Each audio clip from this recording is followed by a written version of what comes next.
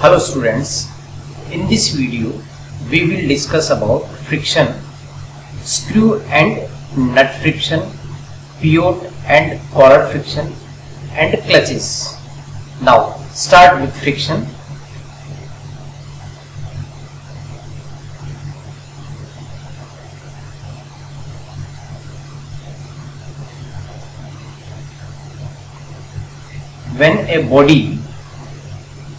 When a body moves or tends to move on another body, a force appears between the surfaces.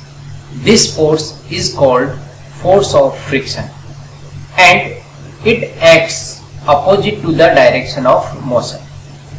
Its line of action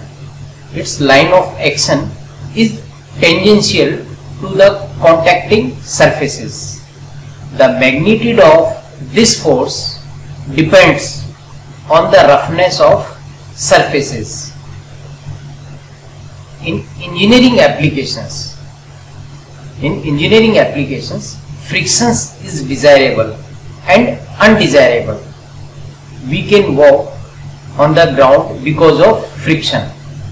Friction is useful in power transmission by belts. It is useful in appliances like brakes, bolts, screw jacks, screw, any other. It is undesirable in bearing and moving machine parts where its result in loss of energy and thereby reduces efficiency of the machine. Now next, type of friction.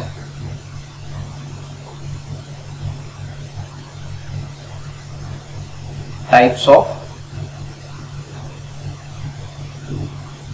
friction.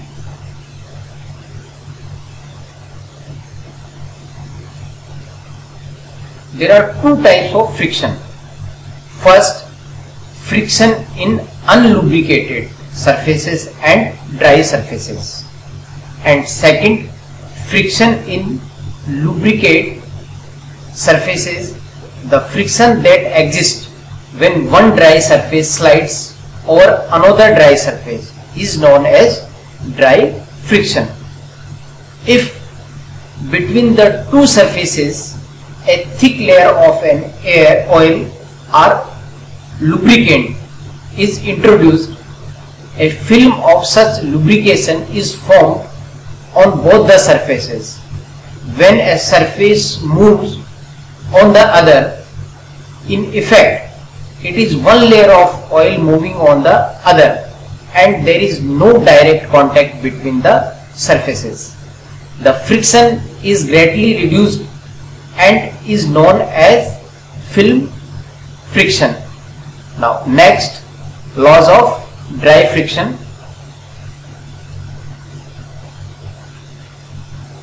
Laws of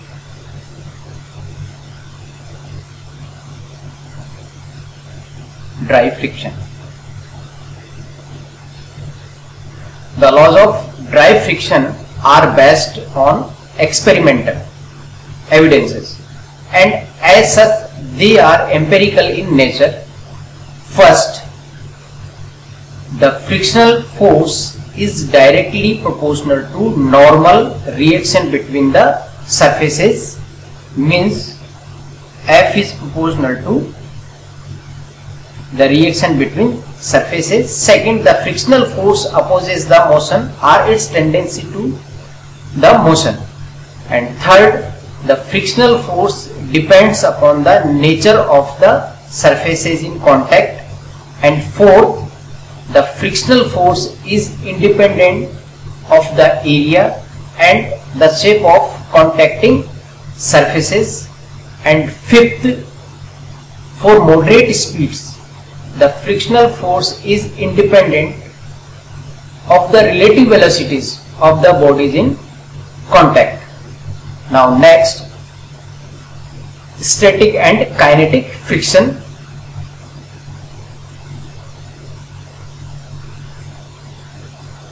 Static and kinetic friction.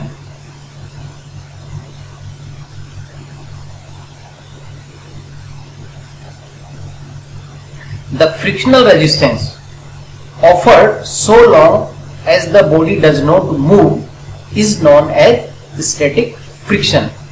The ultimate value of static friction when the body just tends to move is called limiting friction or maximum static friction.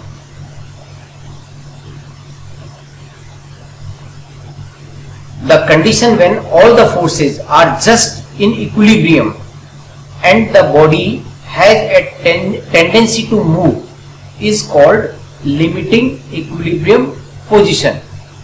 When a body moves relative to another body, the resisting force between them is called kinetic or sliding friction. It has been experimentally found that the kinetic friction is less than the maximum static friction. Okay, kinetic friction is always less than the maximum static friction. The next is coefficient of friction.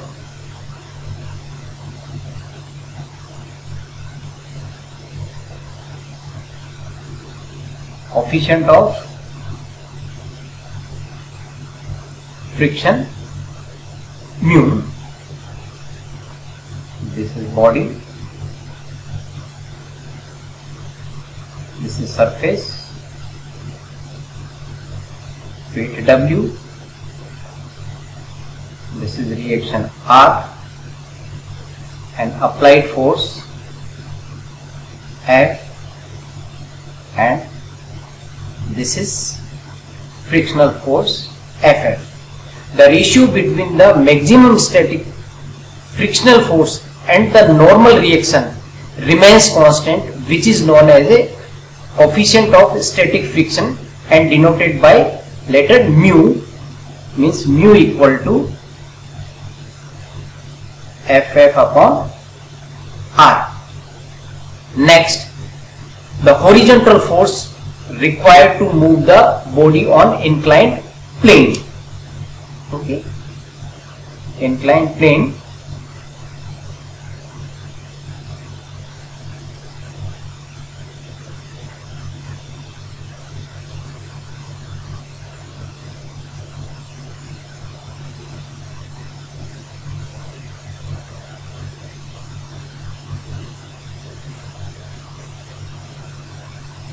Horizontal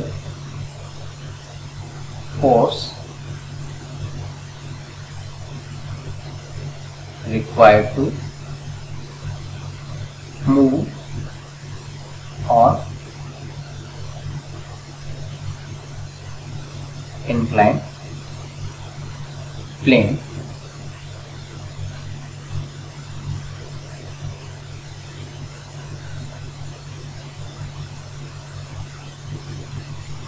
Now, this is inclined plane. This is inclined plane.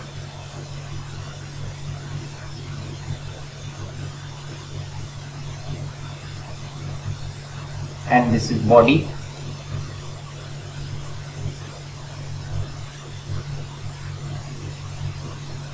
The inclination angle theta. The weight of the body, it is W.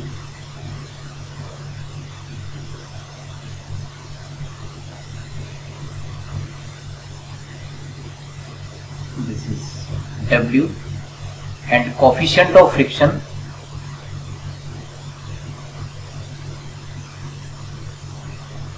coefficient of friction between block, coefficient of friction between block and surface, inclined surface, this is equal to mu.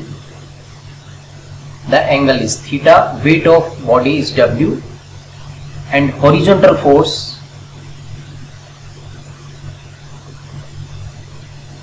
this is the horizontal force P required to move the body in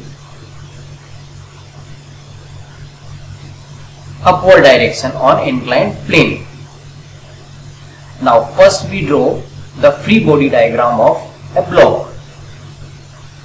First we draw the free body diagram. This is the block.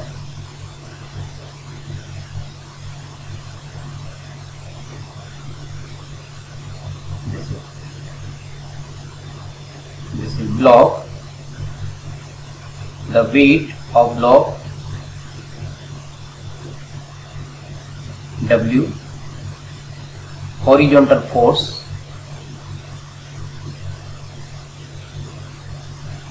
P, and the reaction between block and surface which is perpendicular to the plane.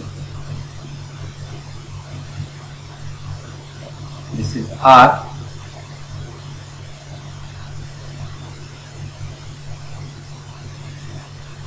This is theta. So this is also equal to theta. This is 90 minus theta, then this is theta. Now consider two directions.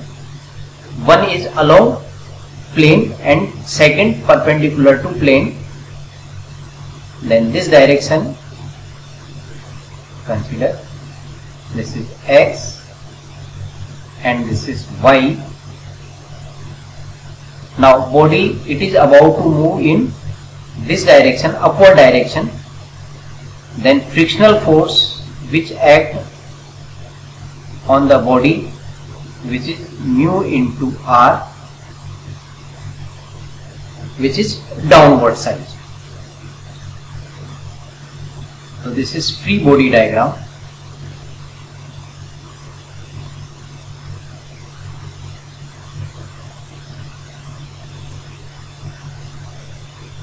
Free body diagram of body. It is just about to move upward. This is the condition. Now under equilibrium condition, under equilibrium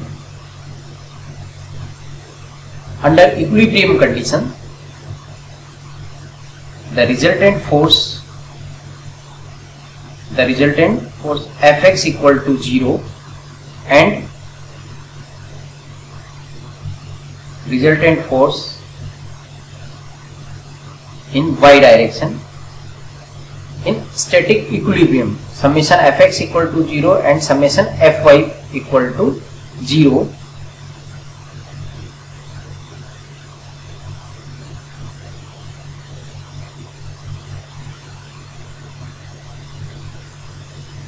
Then Fx resolving the forces in x direction means along plane, inclined plane. Then P cos theta minus mu R minus W sin theta equal to 0. R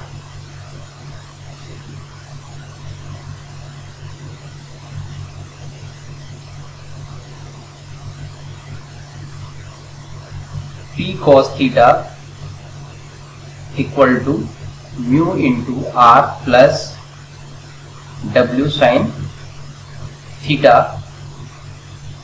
This is equation 1. Now summation Fy, now resolving the forces in y direction means perpendicular to the inclined plane. Then R minus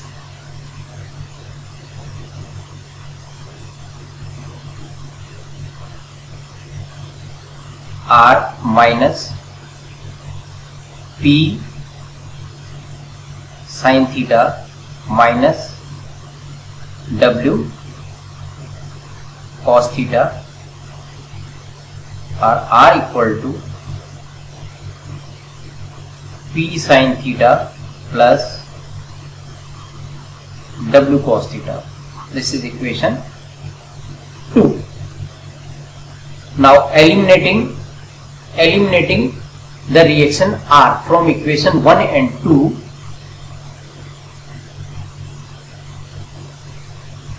from equations 1 and 2,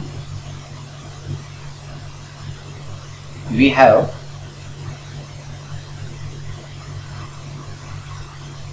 P cos theta equal to mu into R. What is R? R from equation 2. R is from equation 2. Then P sin theta plus W cos theta plus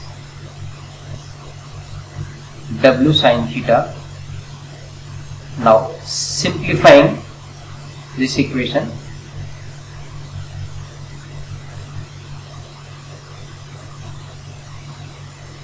P cos theta equal to mu into P sin theta plus mu into W cos theta plus W sin theta, or P into cos theta minus mu into sin theta equal to W into W common, sin theta plus mu cos theta. Now P equal to the horizontal force P equal to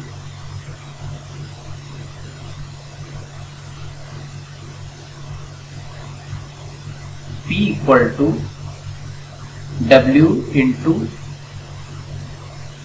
sin theta plus mu cos theta upon cos theta minus mu sin theta. We know the mu, coefficient of friction mu, this is equal to, in terms of frictional angle, tan phi r sin phi upon cos phi. Now substituting the value of mu, which is equal to sin phi upon cos phi, then P equal to W into sin theta plus sin phi upon cos phi into cos theta upon cos theta minus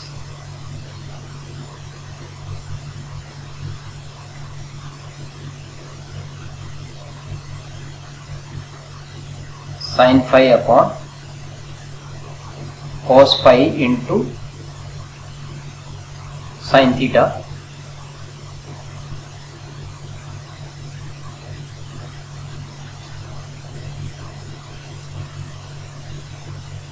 And this is equal to W into sin theta plus sin theta into cos phi plus sin phi into cos theta upon cos theta into cos phi minus sin theta into sin phi,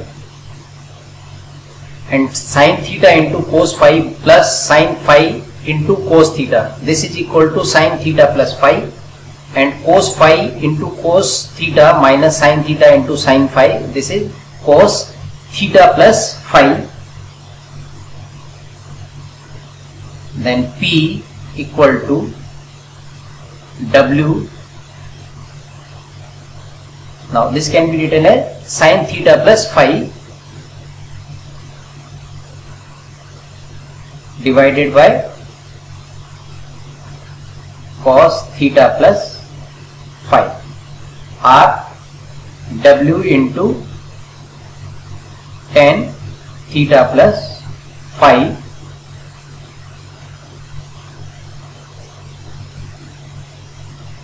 then P equal to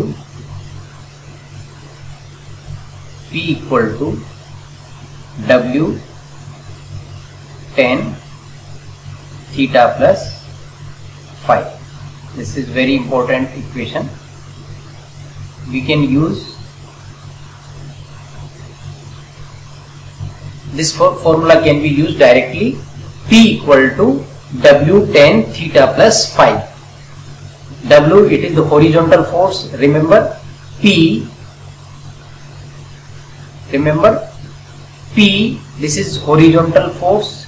W, this is the weight of block, where theta is inclination angle and phi, this is frictional angle. Now this formula is valid when the body is just about to move upward. When the body move about to downward, this is for body move in this direction, just upward direction. Similarly,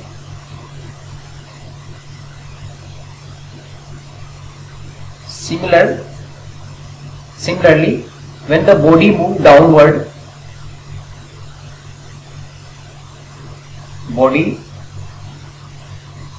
is about to move downward on inclined plane,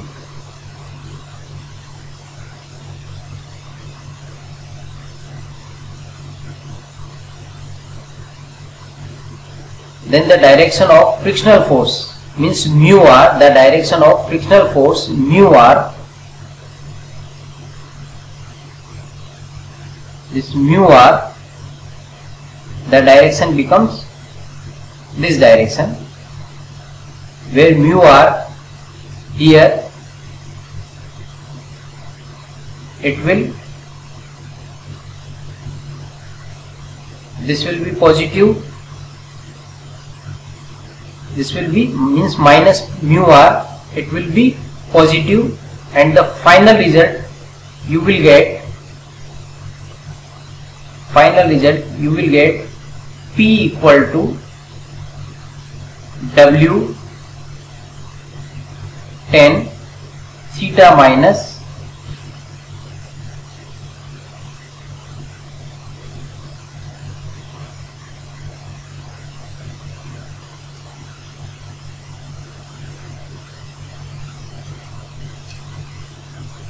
theta minus phi. This is when just body is move about downward direction. Okay. The next is screw and screw nut. Next we will use this formula P equal to W tan theta plus phi in next derivation, screw and screw friction.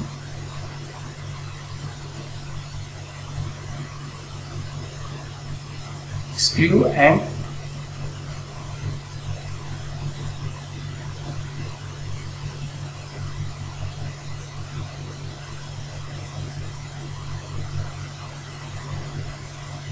screw friction.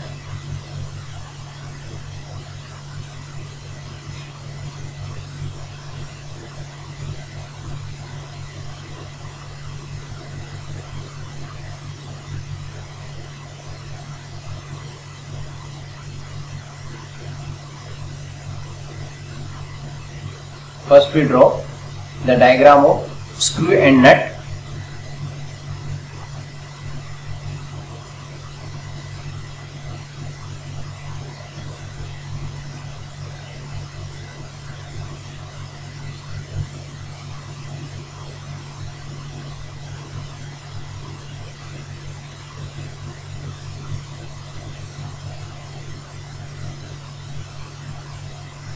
This is nut.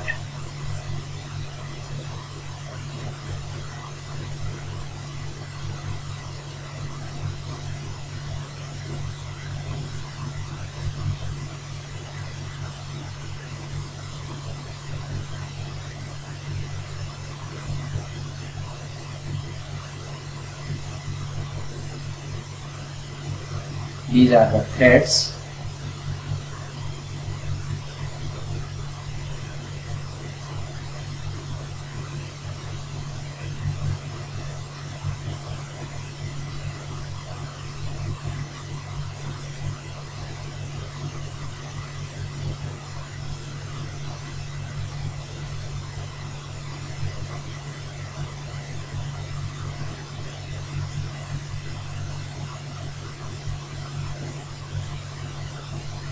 These are the thread, diameter D,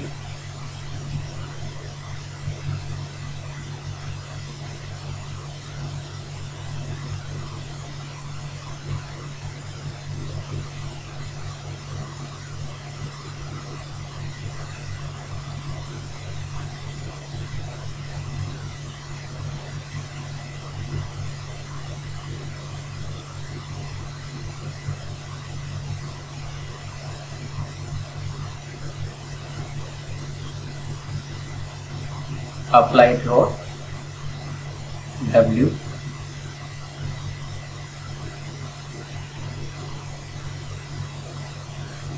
now pitch of thread, pitch of thread, pitch of thread,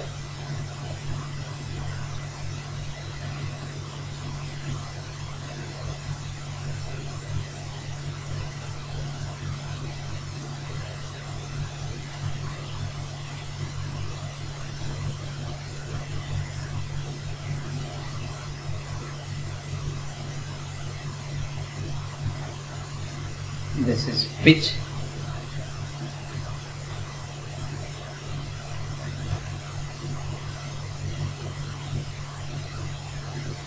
pitch of thread, this is applied load, the load lifted,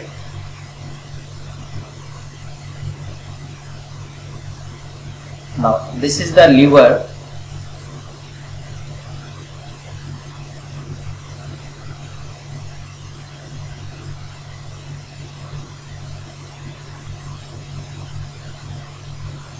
and force applied on the end of lever, the force applied on end of lever which is perpendicular to the plane, this is F, okay, applied force F at the end of lever,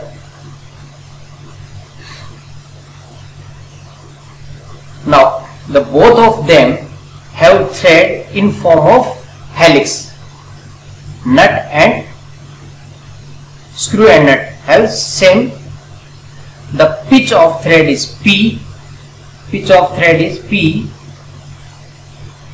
when nut is rotated by one turn, when nut is rotated by one turn, the screw travels linear distance equal to pitch, the nut at the same time transverse by one turn, okay.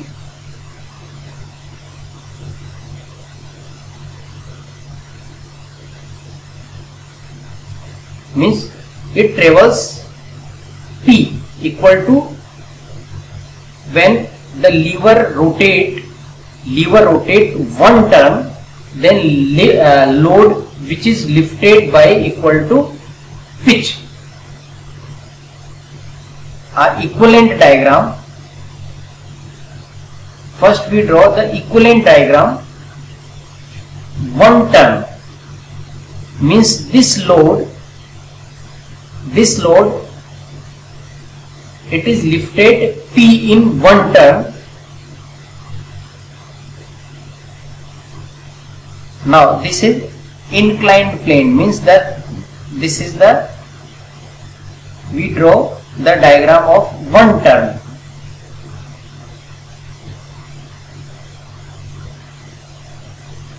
This is the plane or surface of thread. Helix angle is, helix angle means this angle, helix angle is theta, means this is theta, and this one turn of thread, this distance is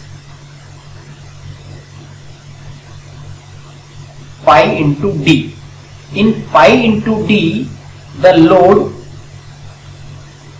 which travel from this point to this point, which is equal to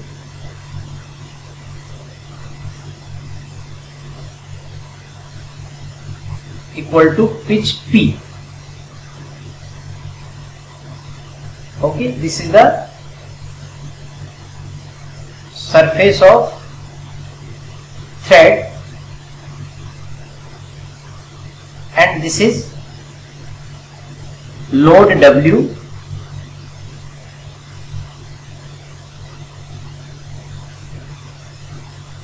and applied force which is transferred by the external force F. Then suppose this is equal to capital P, this is small p, pitch. Now friction between nut and screw, which is equal to mu, friction is mu,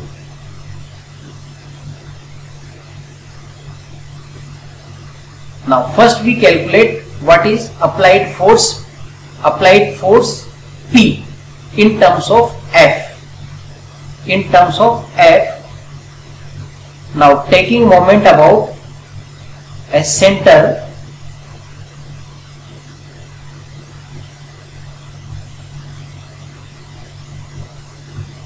moment about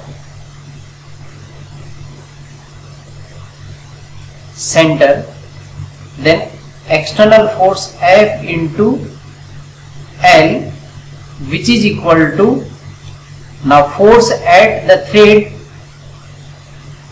it is equal to P, and P it is act at d by 2, r at radius. Okay, then P equal to,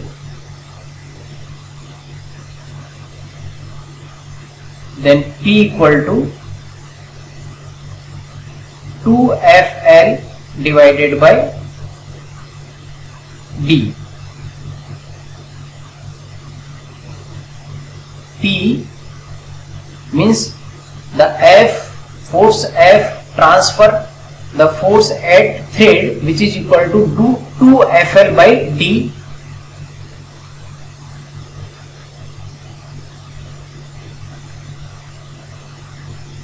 Now the relation between P and W,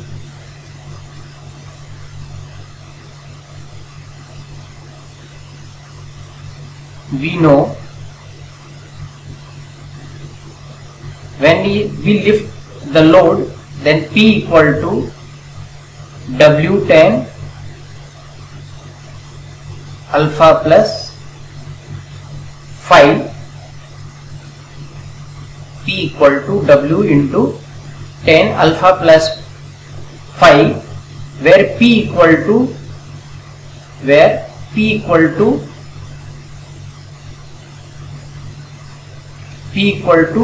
2FL by D.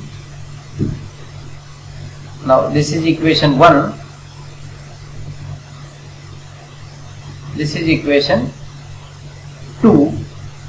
Now what is the efficiency of this thread? First write the input energy, or input work in one turn of rotation. Input energy 1 turn, this is equal to, what is the input? This force F multiplied by what is the distance travel?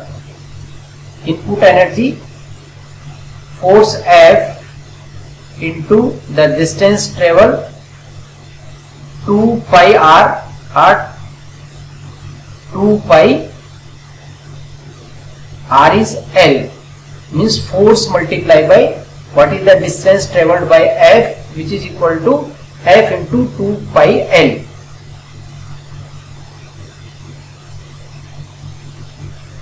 Now what is the output?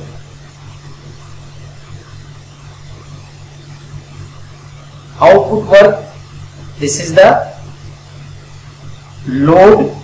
What is the load? And lifted in one turn equal to pitch P, means W in one turn, the W,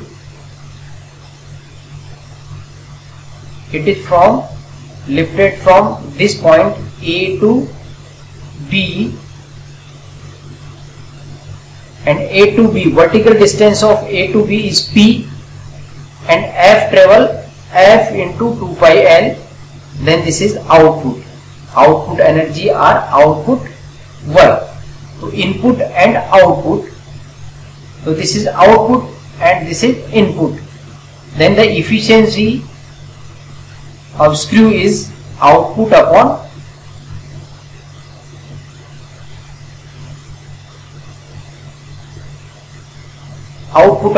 input.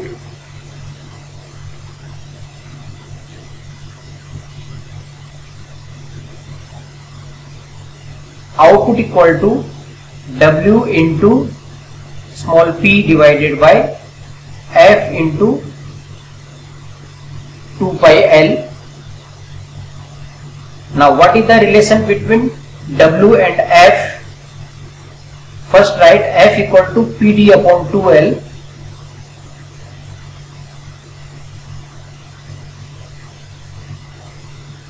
W into P upon F equal to PD by 2L. From equation 1, PD upon 2L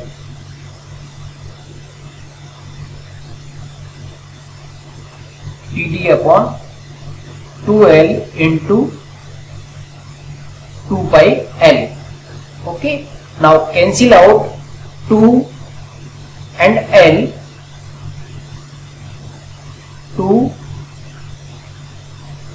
and this is L, this is cancel out, then W into P upon P into pi D. Now what is the P? W upon P multiply by pitch P upon pi D, or W upon what is P? W tan alpha plus phi into what is P upon pi D? P upon pi D equal to tan theta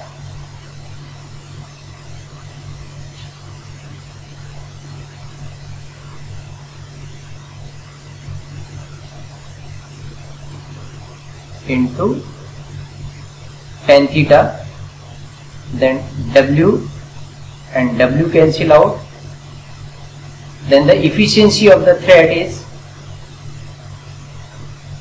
tan theta upon tan alpha plus phi. This is also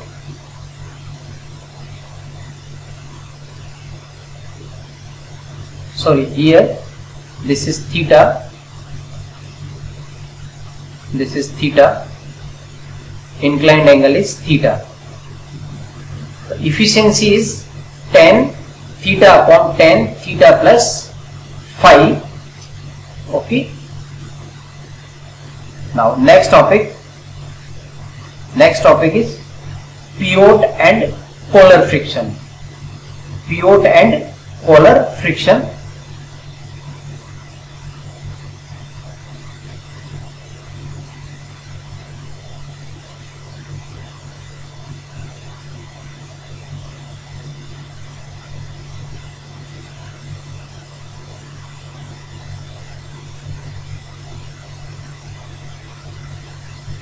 pivot and collar friction.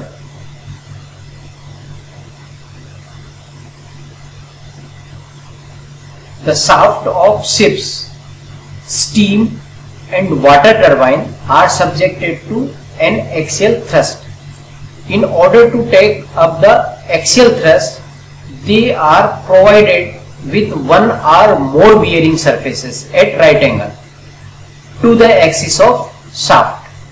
A bearing surface provided at the end of shaft is known as pivot, and that provided at any place along with the length of the shaft with bearing surface of revolution is known as collar. Pivot are of two forms, flat and conical. There are two types, flat and conical. The bearing surface provided at the foot of vertical shaft is called foot step bearing. Means the shaft is vertical, then it is called foot step bearing. Due to the axial thrust which is conveyed to the bearing by the rotating shaft, the rubbing takes place between the contacting surfaces. This produces friction as well as wearing of bearing. Therefore, the power is lost in overcoming the friction, which is ultimately to be determined in this next derivation. Obviously, the rate of bearing depends upon the intensity of thrust or pressure. Rate of bearing यानी घिसने की दर depends upon the intensity of thrust or pressure and relative velocity of rotation. Since the velocity is proportional to the radius or rate of wear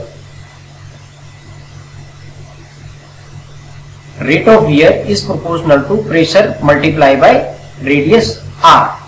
Okay, so we will calculate the torque in pivots. Now, assumptions. Firstly, the intensity of pressure is uniform over the bearing surface. Clear? Intensity of pressure is uniform over the bearing of surface.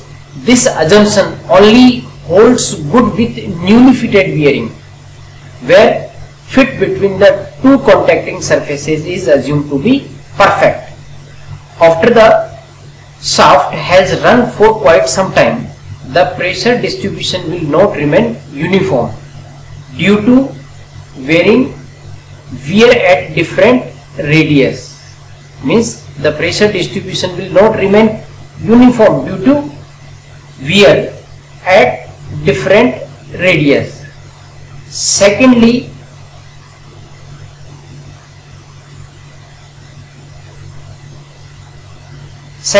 the rate of wear is uniform. The rate of wear is proportional to PR, pressure multiplied by radius, which means that the pressure will go on increasing radially inward, and at the center where R equal to 0, the pressure will be infinite, which is not true in practical sense. However, this assumption of uniform wear gives better practical result when bearing has becomes older. Okay. Now, first we start flat pivot. Flat pivot.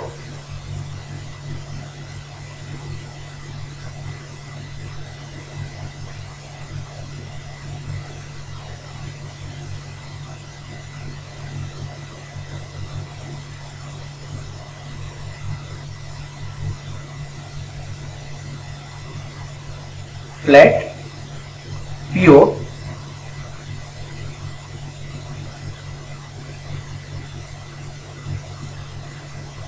This is shaft.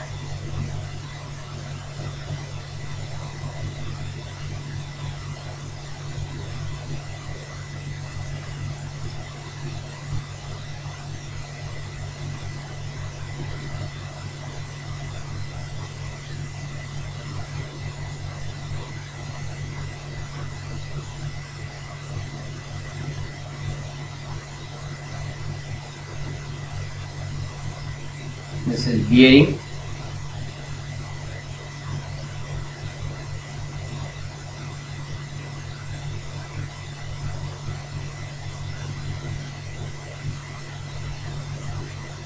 The load or thrust, this is shaft, load W, diameter of shaft, this is D, and friction between, this is bearing. The friction, this is mu. Friction between shaft and bearing is mu. Diameter of shaft is W. Load or thrust equal to W. The first assumption for uniform pressure, we assume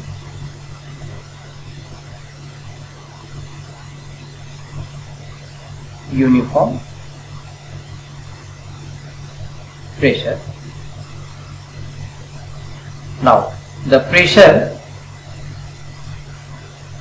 between bearing and shaft,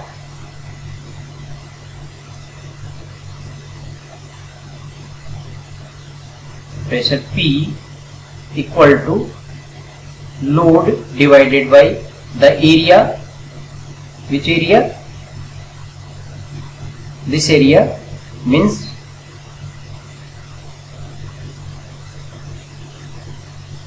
consider this is capital radius, r, pi by 4 d square or pi r square.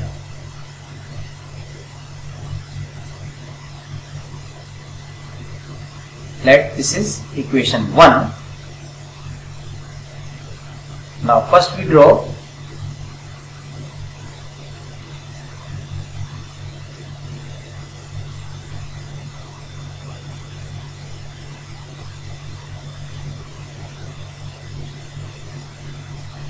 the area of bearing, which is circular.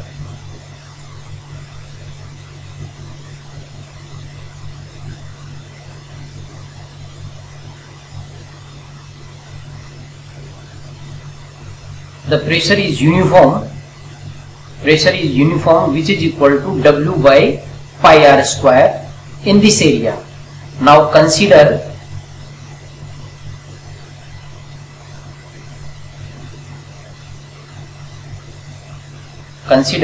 an elemental area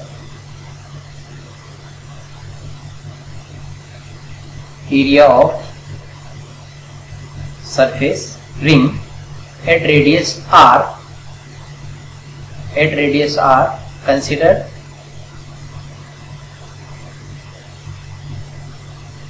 this area,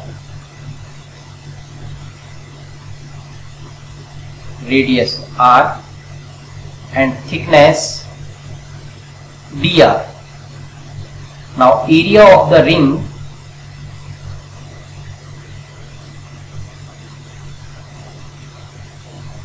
area of elemental ring, area of ring,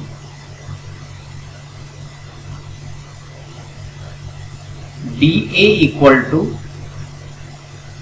2 pi r into dr. This is the elemental area. At this area, at elemental area, the total vertical force or reaction at elemental area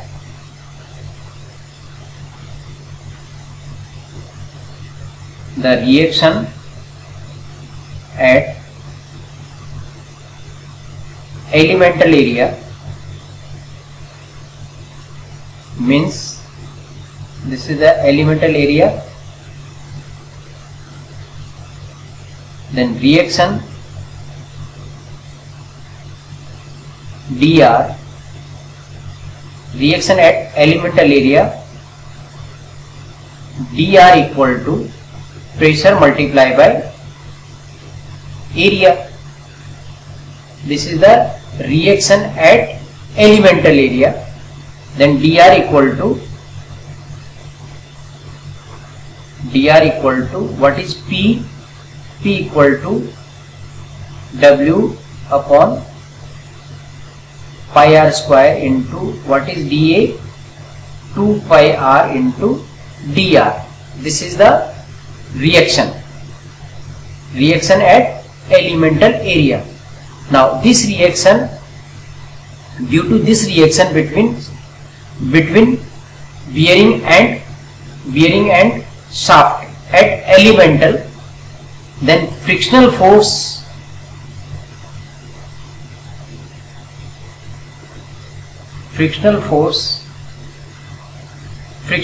at elemental area, the direction of frictional force, it is the direction circumferential, means dF, frictional force at elemental area, dF equal to mu into dr, or this is equal to mu into what is dr, W upon pi r square into 2 pi r into dr. This is the frictional force at the elemental area. Now this frictional force create torque or moment. So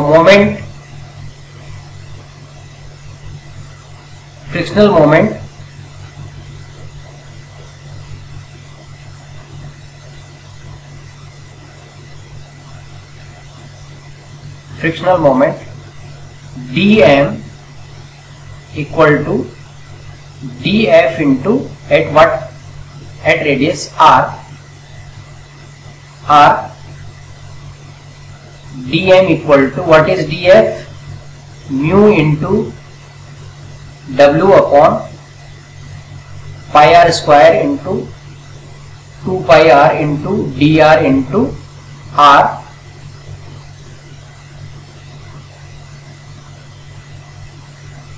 Now cancel out pi and this pi, then moment, resisting moment or frictional moment equal to 2 mu W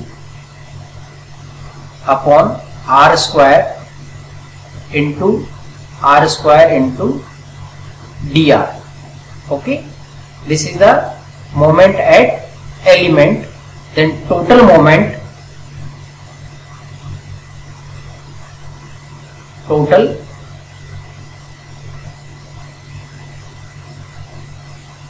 frictional moment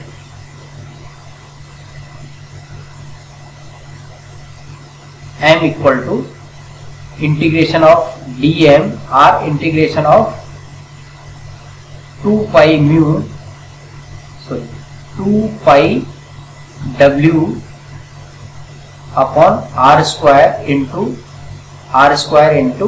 dr.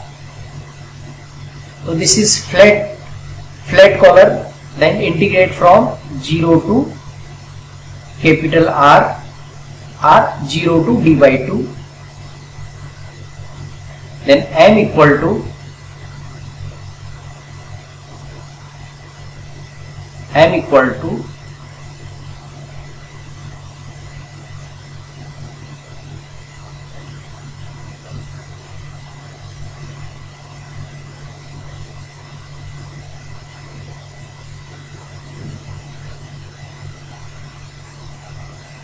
this is 2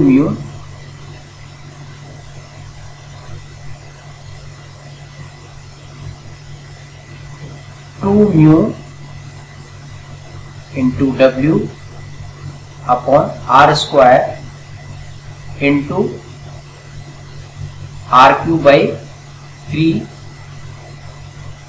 from integration from 0 to r, 2 mu into W upon r square into r cube by 3 .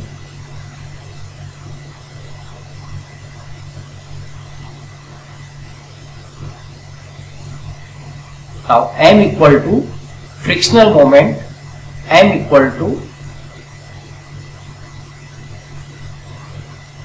2 by 3 mu into W into R.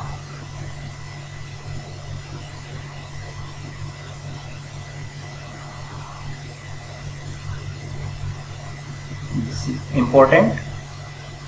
R is the radius, W is the load, mu is the frictional coefficient of friction. So M equal to 2 by 3 mu into R, assuming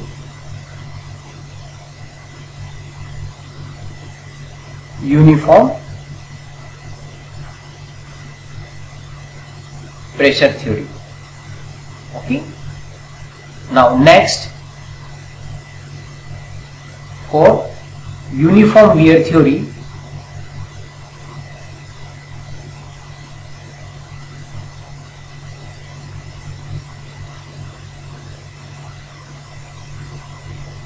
uniform wear theory,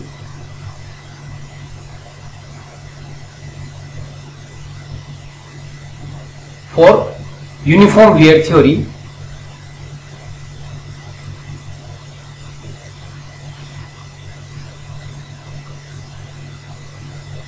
rate of wear is proportional to pressure into radius R. That means P into R equal to constant C. Now let P is the pressure between bearing and shaft. Then total load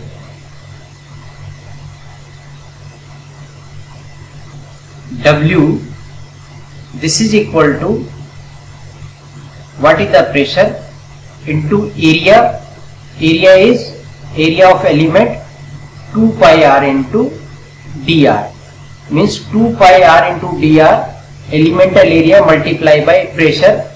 This is the load on element, and total load from 0 to r, this is equal to 2 pi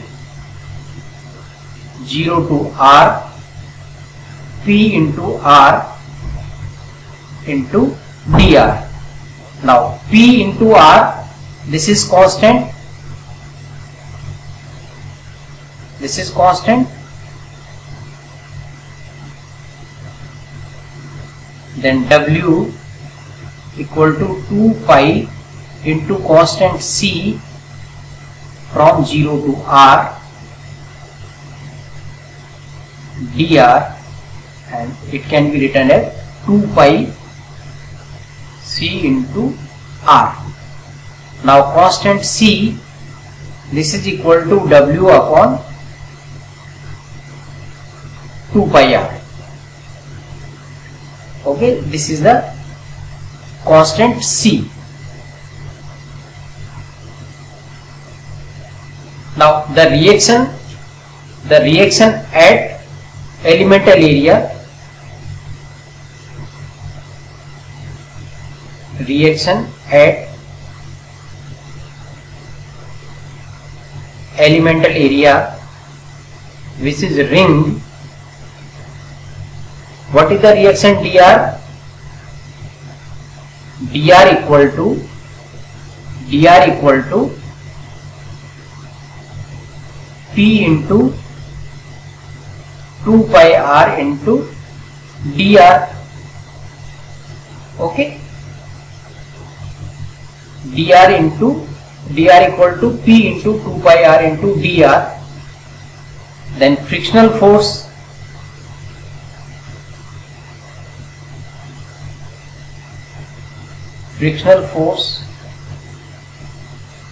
on elemental area, dF equal to mu into dr, and frictional moment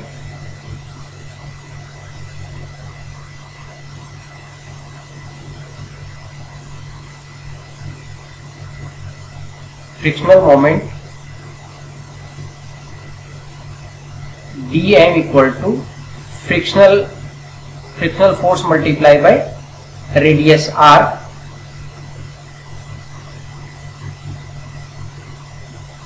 Now dm equal to df is mu into dr,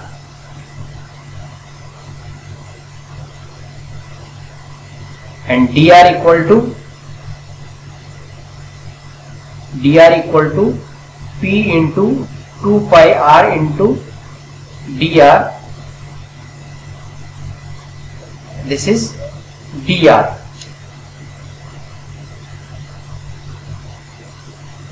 Okay. Now dm equal to mu into p into r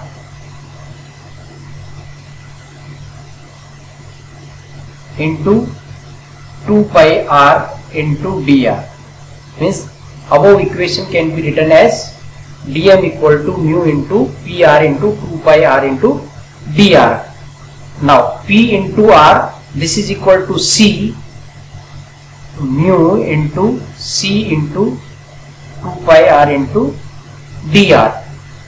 Now total moment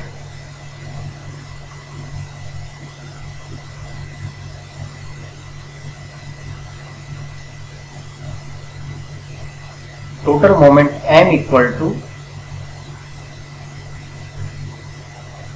dm equal to 0 to r mu into c into 2 pi r into dr.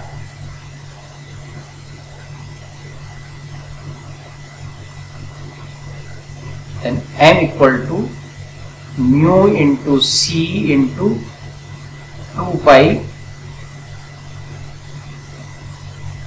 r into dr, or this is equal to mu into c into 2 pi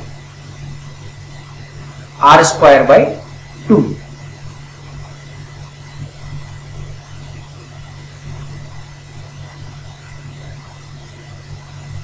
R square by 2.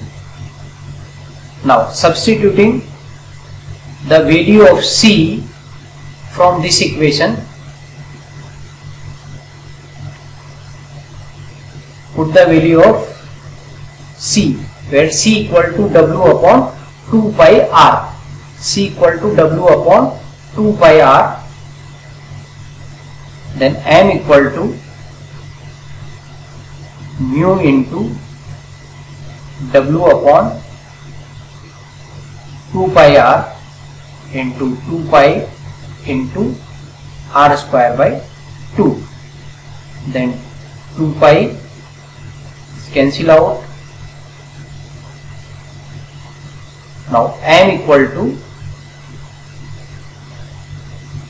then frictional moment m equal to mu into w into r by 2, or 1 upon 2 mu into w into r. This is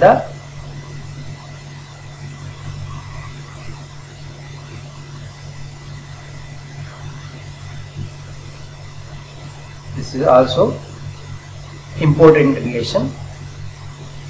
This is for collar when rate of wear is uniform. Okay. Similarly for conical pivot, similar derivation for conical pivot.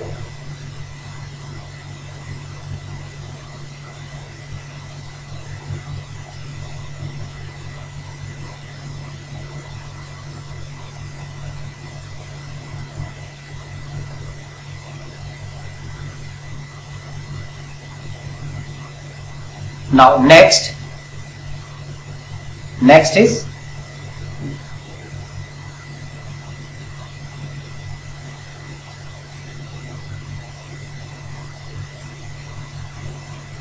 solve yourself.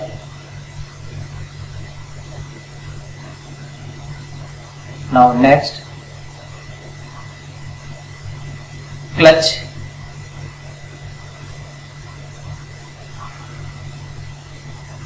Now clutch,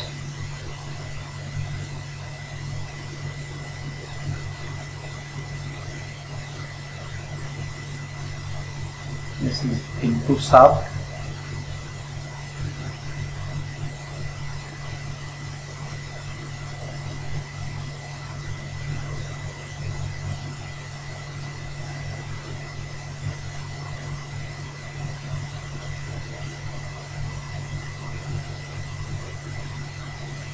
Means power transmit from this shaft to or driving shaft to, this is power transmit from shaft 1 to shaft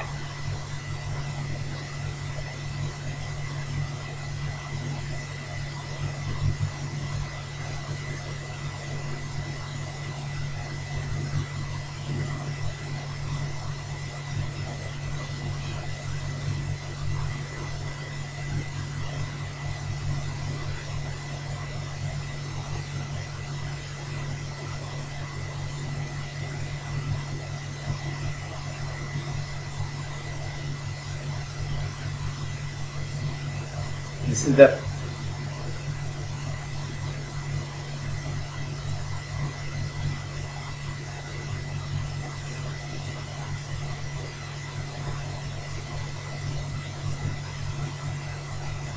power transmit. Now what is clutch? It is a mechanical device. What is clutch? Clutch is a mechanical device which is widely used in automobiles for the purpose of engaging driving and the driven shaft. And there will be driver or operator. The driving shaft is the engine crankshaft and the driven shaft is the gearbox of driving shaft. This means that the clutch is situated between the engine flywheel mounted on the crankshaft and the gearbox. In automobile, gear are required to change for obtaining different speed. It is possible only if the driving shaft of gearbox is stopped for a while without stopping the engine. These two objects are achieved with the help of clutch. Okay, so this is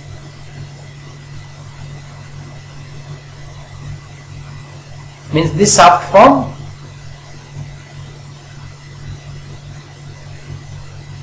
now a clutch consists of two members, one fixed to the crankshaft or the flywheel of the engine and the other mounted on the splined shaft of the gearbox, so that this could be engaged or disengaged as the case may be with the member fixed to the engine crankshaft.